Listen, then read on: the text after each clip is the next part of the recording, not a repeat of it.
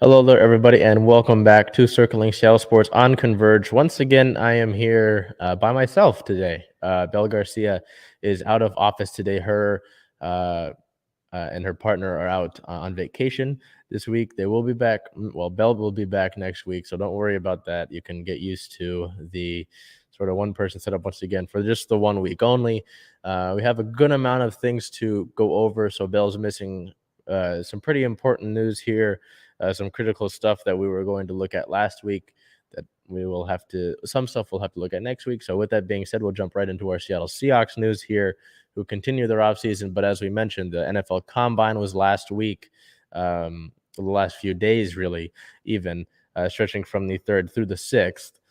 So just some notes here. There was a few players that confirmed that they met with the team here on the offensive side of the ball.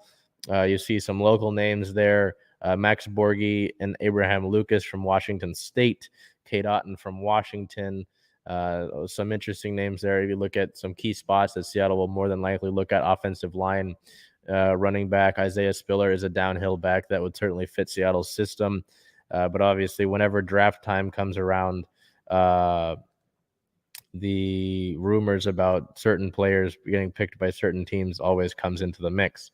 Huskies wanting Huskies to be on the Seahawks, Cougars wanting Cougars to be on the Seahawks. So with that being said, those are the confirmed players from the offensive side of the ball that met with Seattle.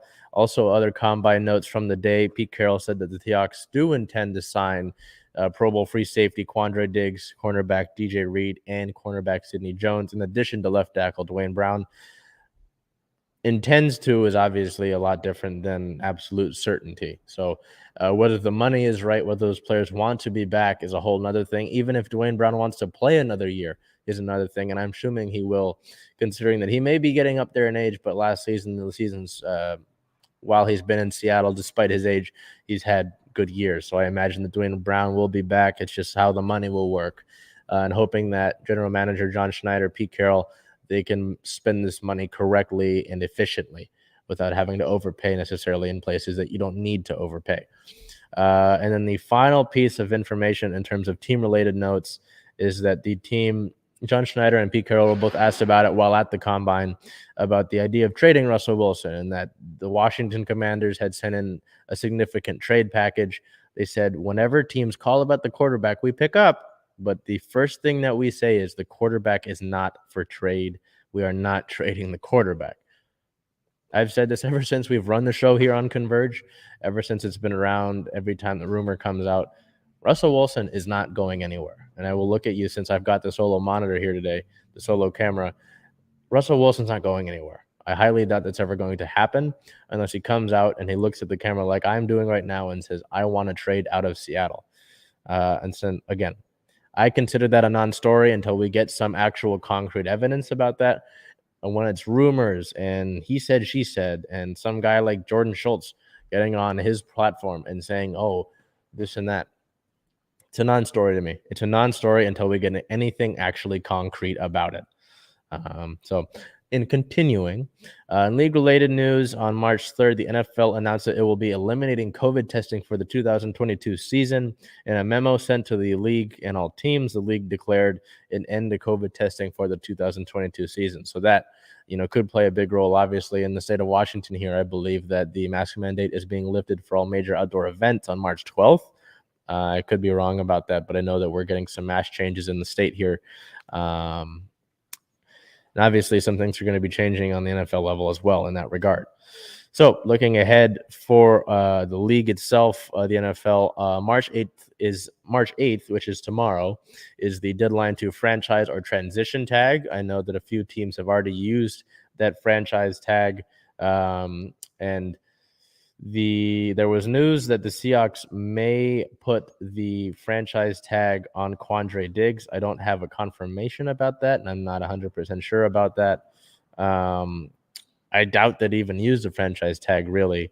And if you're looking at somebody to use that on, the prime the prime person to do that would be Rashad Penny, to give him the 1-year deal. Not necessarily money-wise, I wouldn't consider that ideal, but he would be a prime candidate just because of the length of that. And then on the 16th, which is a little bit out from now, and we'll look at this again next week, the new league year begins, and that's when free agency itself opens up. That is the first door that the Seahawks need to get to, and what will be a maze of an offseason to navigate through. So some important dates coming up. The 8th, by next week, we'll hear about it on the show here, but on social media, obviously, if you check us out on Instagram, Circling Seattle Sports, Twitter, Circling Sports, and Facebook, Circling Seattle Sports, we'll know by then. We'll have that much more up to date. But if the Seahawks decide to use the franchise tag or a transition tag, we will know in the coming week. So transitioning over to our Seattle Mariners Baseball Club here. We were talking about it. We were hoping that there was positive news about the lockout. By the time that it was night of the last recording session we had last Monday, there were positive talks going forward. There were positive talks going early into the night, early into the next morning, that is. And both the players' union and the league owners decided, hey, this is good progress. This is solid. Let's close for now and convene in the morning for that supposed deadline of the 28th. Well, with that all being taken into account, you can see on your screen here, opening day will be delayed because that deadline was not met. On the 1st of the month, Commissioner Rob Manfred canceled the first 2 series of the season. It is the first time in 27 years that baseball will lose regular season games over a labor dispute. Now, what went into this was, if you've been following in with us, you've heard about how the players and the players union and the league owners have met for 5 minutes, 15 minutes here, and then meet a week later, right? And they didn't even start until around January. Taking this all into account, why they weren't meeting every day back in December is beyond me. That's already, we're past that state. They had been having talks about every day since Monday, 2 weeks ago, I believe, and sitting down and actually speaking to each other every single day and having meetings for hours, right? On that last Monday that we saw you, they had been meeting. They met for a total of 16 hours. They sat and they met for 16 total hours. Thought there was good progress going on. They decided, hey, let's shelve it and we'll come back and talk tomorrow. That would not be the case. They came back, talked tomorrow. The MLB put in a final offer, and the players' union said, hey, this is not at all what we thought was going on, anything positive. We're not going to take that. And so the league will lose games. As we mentioned on the 1st, that was officially announced. On the 4th, the union started a lockout fund. The players' union, that is, started a $1 million fund to help stadium workers and other employees during the lockout. The league would soon follow suit. A report came out also on the 4th that the Players Association was open to a 14-team playoff, something that they had opposed earlier, citing a 12-team playoff instead. The union is willing to talk playoff expansion in exchange for more flexibility on the collective bargaining tax numbers and the other issues. And then on the 6th, the MLB and the MLBPA were deadlocked on the collective bargaining agreement, with an MLB spokesperson saying that the union's latest offer went backwards. So the way we're looking at things with this lockout right now is that financially, both sides can do this until about May, which isn't exactly fun to think about, but they can do this till about May. That is when the broadcast partners start to say, hey, we're going to start losing actual money on this. You can lose about 30 games or so. You can lose, however much time we've got until May without losing, substantial funds. But that's when broadcast partners would start to put pressure on and say, hey, you need to get this figured out already. So that's not ideal at all. I would have liked to hit that supposed deadline that was put in place by the owners, mind you. The owners put that in place and set this lockout in place in the first place at all. So it's difficult. I know that the players have agreed to a pitch clock, larger bases, and banning the shift in terms of things. Those are all things that We did not know last week. Those are newer developments. Those are things that the players have caved on and compromised on. The base thing could be good for the game, meaning more steals, less chance for injury and collisions, all that. Banning the shift's kind of weird. I think, like I've talked about with a lot of different teams on this show, adjustments are a big deal in any sport, right? So banning the shift is kind of weird. It's like someone on Twitter said, why would you ban too deep coverage if a quarterback can't throw it that far? You're catering to a select, I don't know. So that's what we know. Ultimately, like I said, we could be looking at something until May. That would be the worst case scenario, but that's kind of the potential timeline that we're seeing. So keep that in mind as we continue on. There's no necessarily end in sight. On Monday, we had some hope. That might have been, blind optimism. But now for the time being, we don't know. The meetings are scattered throughout the week. We've had some, there was one last yesterday. So we're kind of going with what we've got here. And it's kind of that time period where we have no idea what will take place. So back on the lockout void, so to speak. Continuing over to our Seattle Storm, nothing directly team related, but the Disney partners for broadcast-wise announced that they will televise a select number of WNBA games this upcoming season. ABC, ESPN, and ESPN2 will televise a total of 25 regular season games, including, as well as the entire postseason in 2022. The Storm will have 6 nationally televised games, 4 of those being on the road, though. So we'll take a look here at those said games. The 8th at Las Vegas with a 7 o'clock start on ESPN2. May 14th versus Phoenix with a noon start on ABC. June 14th at Minnesota, a 6 o'clock start on ESPN2. June 19th at the New York Liberty with a 9 a.m. start. Yes, 9 a.m. That is not a typo. 9 a.m. start on ESPN. July 30th at Washington, the Mystics there with another 9 a.m. start on ESPN. And then August 7th versus the Las Vegas Aces with a noon start on ABC. So it's good to see that coverage happening. I'm not exactly thrilled with the 9 a.m. starts, but it's something that's going to be taking place. And, overall, it's just a good thing to see that the league will be on national broadcast, ABC, ESPN, ESPN2 even, to have that, in a place where people can actually say, hey, where can I watch the game? Oh, it's on ABC.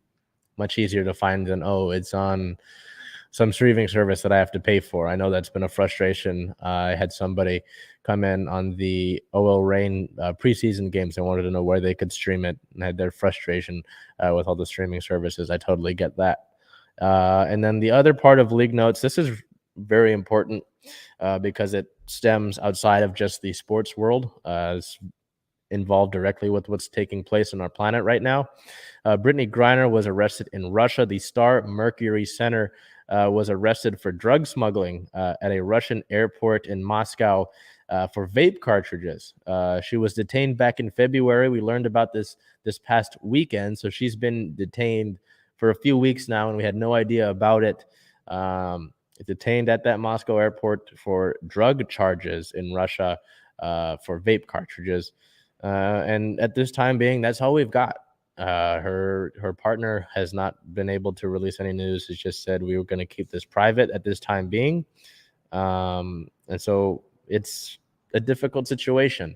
I haven't seen anything news related about what the U.S. is actually doing about this. It's a bad situation right now. So thoughts are obviously with Brittany Griner and her partner and her family. And we will continue to monitor that story as it continues. But at this current point, the most that we know is that she was arrested in Moscow, in the Moscow airport, on drug charges for vape cartridges. She was detained back in February. So we will continue to monitor that as that story continues on. As we move over to our Seattle Sounders here, over the past week, played in Real Salt Lake at Rio Tinto Stadium, a stadium that they have not won in since 2011. And that streak would continue as on March 6th. On the road there, the Sounders would lose that game by a score of 0-1.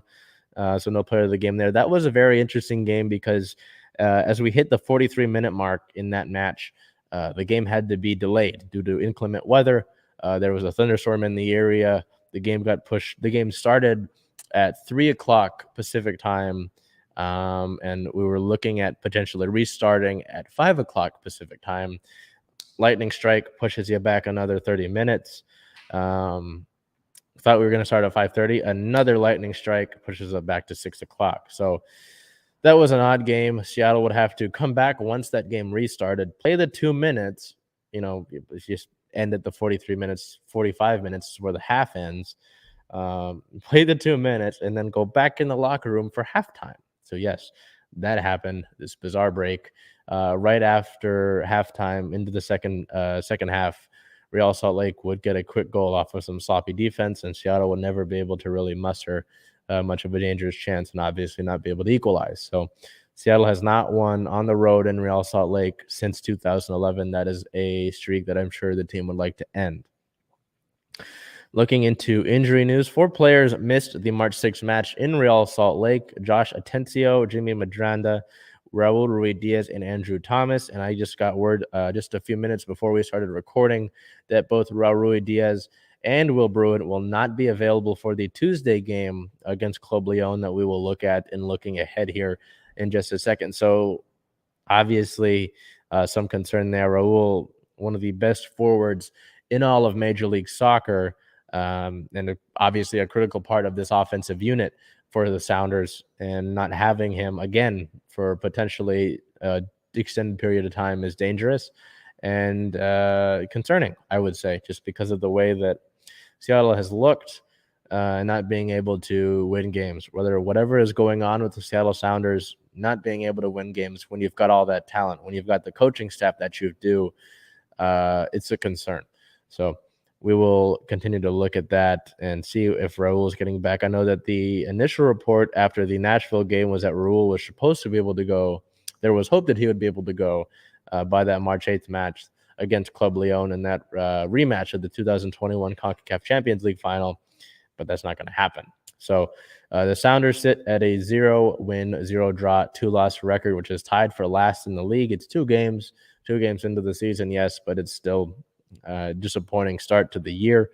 Looking ahead as we check over here, the Sounders will play that CONCACAF quarterfinals game against Club Leon March 8th here in Seattle with a 7 o'clock start. It is technically 7:06 is when it's listed as a start time.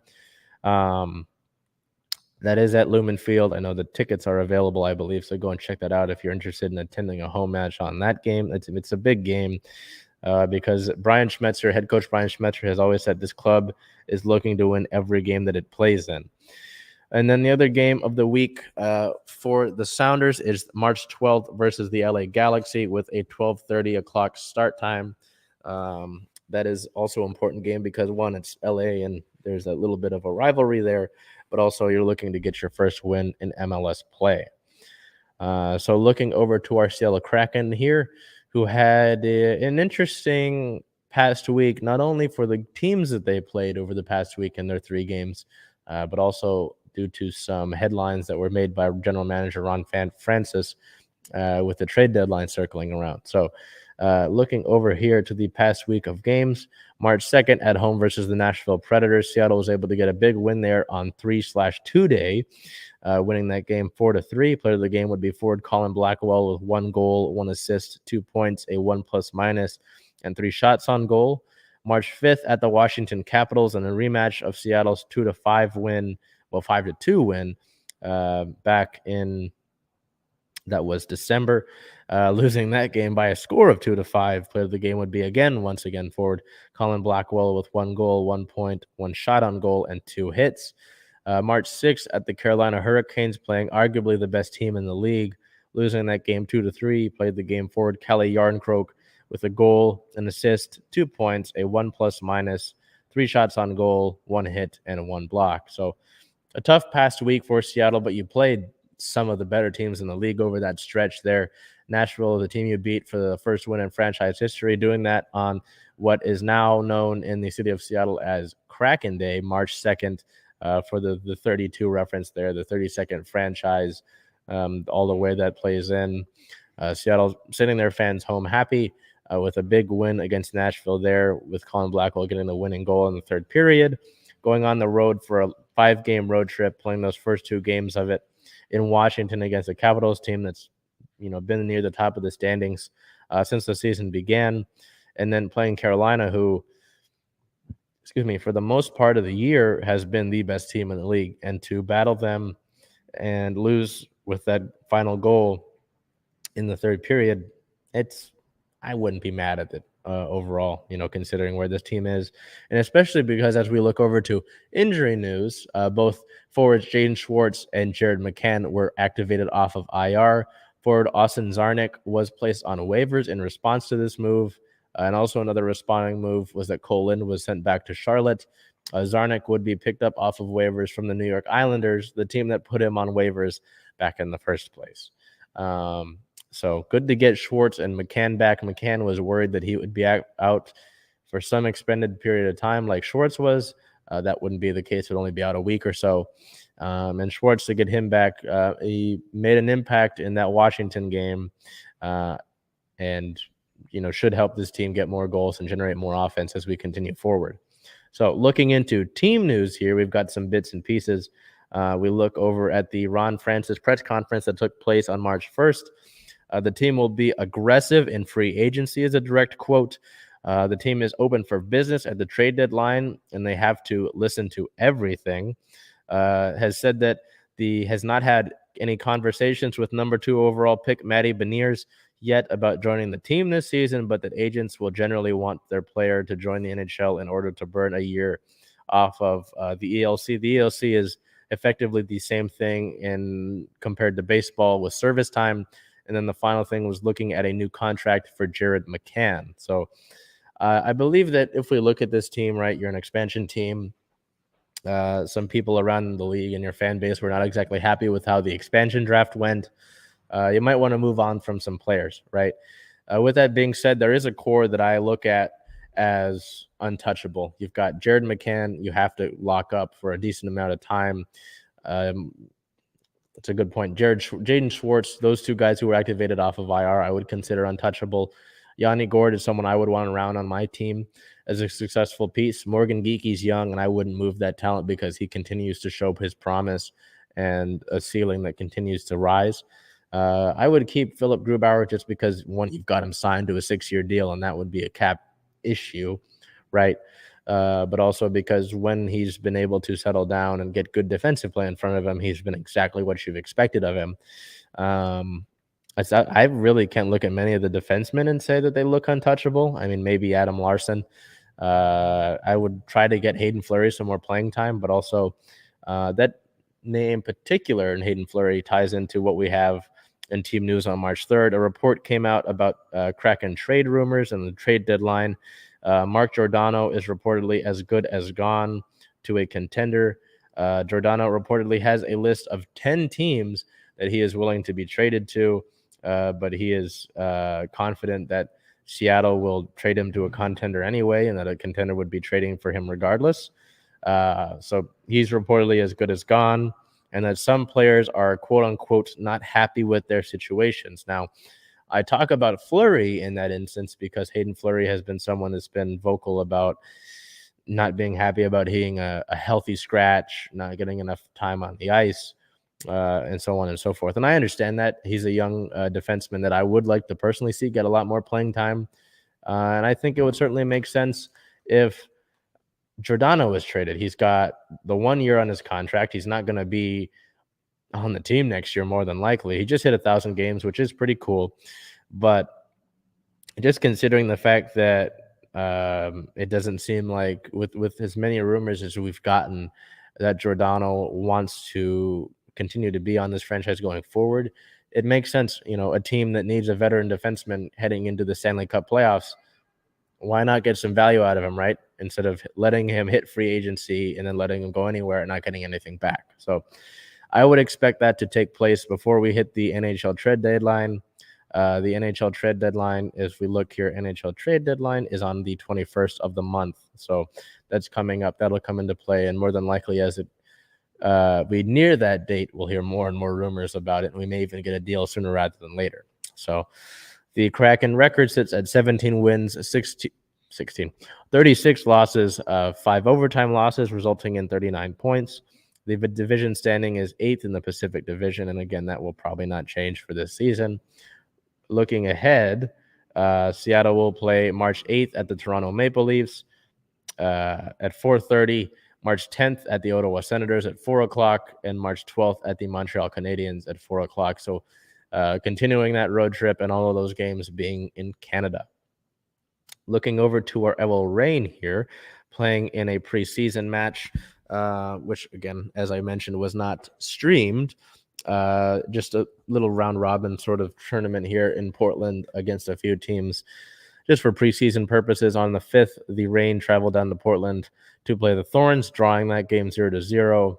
Again, preseason tournament just to kind of see what you've got effectively related to the NFL's preseason games, to see what kind of depth you've got, who's going to step up, who's going to make a name for themselves. No scoring there, obviously, but there were some key performances. Ali Watt, who was coming off of a devastating knee injury last year, was able to play a few games at the end of the year, had a great showing. Starting goalkeeper, it looks like Fallon Tillis-Joyce had a relatively quiet day in terms of shots on her, but had some good saves near the end of the game to keep that at a 0-0 tie. Outside of that, those were the two key performers, and I think it's important to look at Tillis-Joyce simply because it kind of seemed like, at least in my eyes, there was no established goalkeeper. I know Tillis-Joyce got some minutes at the end of last season, but really had not played with the club outside of that. And then your other two goalkeepers are from the draft coming out of college. So you're kind of like, hey, do we have a surefire thing in net? Not necessarily, but obviously, well, there was a press conference that was held on the 4th with OL Reign head coach Laura Harvey and forward Bethany Balser. And Harvey said, we're intentional about the goalkeepers that we have on the roster. That's very interesting that she would say that, and maybe she's got a bigger plan for that. Maybe she knows what she's got in Fallon Tillis-Joyce, so we will see about that. But it sounds like she played well in that first game of the preseason there, so we'll see how that plays out. In team-related news, on the 3rd, the league announced 2022 NWSL Challenge Cup broadcast schedule. 3 matches of the Challenge Cup will be broadcast on the CBS television network, including the championship match in the Challenge Cup. We already knew about the schedule for the Challenge Cup. This is just the broadcast schedule. So for those of you wondering where these games will be played on, where to find them when they take place, if you're not going to be at the game physically, you can tune in here as I list these off. The March 18th game versus Portland is a 7 o'clock game on Paramount Plus, which is $5 a month. March 26th versus Angel City FC, a 1 o'clock game, also on Paramount Plus. The games on April 2nd and April 14th are all on Paramount Plus as well. April 17th versus Angel City is on the CBS Sports Network. And then the final game of the Challenge Cup that is scheduled, not including those playoff rounds, is also on Paramount Plus, April 23rd versus the San Diego Wave. And then the last piece of team news that we have for the Reign here, the team announced the permanent transfer of goalkeeper Cosette Morche to Grand Parisien Ouest 92 Issy in the French Division 1 Arkema. It's a lot of words right there. In terms, if we're going to loop this back, I had thought, with the goalkeeper situation that Morche, when her loan was finished in June, July, she would have taken over the number 1 spot. That would obviously not be the case now with that permanent transfer to the club that she's currently on loan with in France. So best of luck to Cosette over in the French Division 1. So looking ahead for the Reign in their preseason tournament down in Portland, they will play a few more matches. March 8th versus the Chicago Red Stars at 5 o'clock, and then March 11th versus the U.S. Women's National Team, under 23 players. Those are all college players at 5 o'clock. Switching over to our Seattle Seawolves rugby team over here, over the past week, played March 4th versus the NOLA Gold. Unfortunately, losing that game by a score of 24-25. You can tell that was a really close game there. It would come actually down to a final stand at the try line. I was behind the try zone that the Seawolves were trying to get to, and it was the equivalent of a goal line stand in American football there, where the Seawolves had given up a penalty kick late, and were looking to get back into scoring position. And unfortunately, Nwsl was able to hold strong and get a stop there. It was the Major League Rugby game of the week, so it was on Fox Sports 2 as opposed to the Rugby Network. And Seattle falls just short in a tough game there. It would be Nwsl's first win on the season. They were 0-3 before this game took place. So it was a tough game. I mean, I have to give props to the Gold. They came in, with no wins under their belt and immediately put up 3 penalty kicks in a span of 11 minutes. Getting some instant offense against a team that started off the season 3-0, and their one team on their one loss on the season had come against the best team in the Western Conference. So you're thinking, hey, Seattle's going to bounce back here against a New Orleans team that has really struggled this season. No, it just shows you that in any sport, in any league, on any given day, a team can come in to your house and beat you at your own game. So a difficult week. I don't think it's anything necessarily to hang your hat on. I mean, New Orleans played their best game of the season so far in this young part of the year. But also there are some things that are apparent. You continue to lack some offensive consistency, a consistent offensive attack. There's a lack of cohesion in that. There were several times where Seattle would have good movements, good momentum building on their passes and their offensive attack, and then it would sputter out because you couldn't continue that attack going or because you turned the ball over. So I would continue to look at that team and say, hey, if you can address these things, you continue to be a dangerous team and a contender in the Western Conference. If you continue to skirt around them and ignore them, you're going to look like you did last season where you were at the bottom of the league in standings. So we will continue to see that. We will continue to monitor the offensive attack and the Seawolves as a whole. But speaking of our Seawolves, we look over to team news. March 3rd, the team signed 2 players. Hooker Augusto Bohm is a Chilean national team member. He is a former Selknam player who is 24 years of age. He will be making his MLR debut with Seattle and did in that NOLA game, signing through the 2023 season. And then the other signing of the 2 is fly half Jared Whippy. He is a national champion from his time at Brigham Young University. Played with the Utah Warriors for 4 years and is signed through the 2022 season. He is a 31-year-old. So the Seawolves now sit at a 3-2 record. They are 3rd in the Western Conference. So you're still 3rd in the Western Conference, which isn't, you're not in panic mode necessarily yet. You've got 15 points on the year, but the team that you're playing this upcoming week, March 12th, at the Houston SaberCats at 5 o'clock, they are 4th in the West, and they sit at 11 points. So if you lose this game against Houston, it's an important Western Conference matchup. You start to wonder, hey, are we losing too much ground right now?